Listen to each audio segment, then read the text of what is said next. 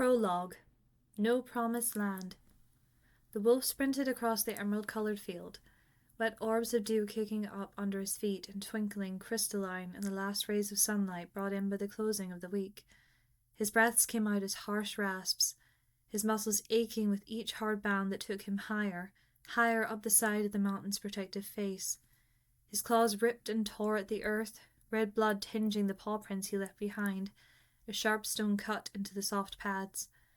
His fur, coloured with red, brown, and black tones, was matted and thick with dirt, soaked through by the island's ever-present rain.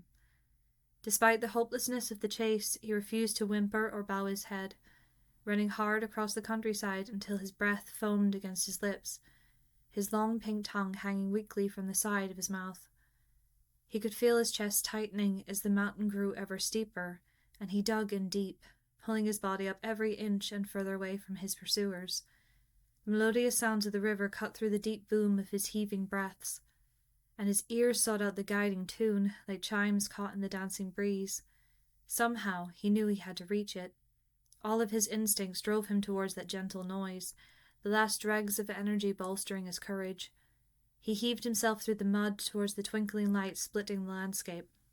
The gurgling of the river drowned out all but the loudest of the human shouts, as the wolf laid his head down by the water's edge, closing his eyes and starting to pray. When he felt the woman's hand rising out from under the surface of the spray, he opened his amber eyes and raised his head to her touch, the magic from her fingertips flowing out and across his wounded flesh. "You will not have to hide any more," the golden-haired woman promised as she reached out to hold his long face in both of her hands. Her eyes, as blue as the river she was born from, softened as she met his.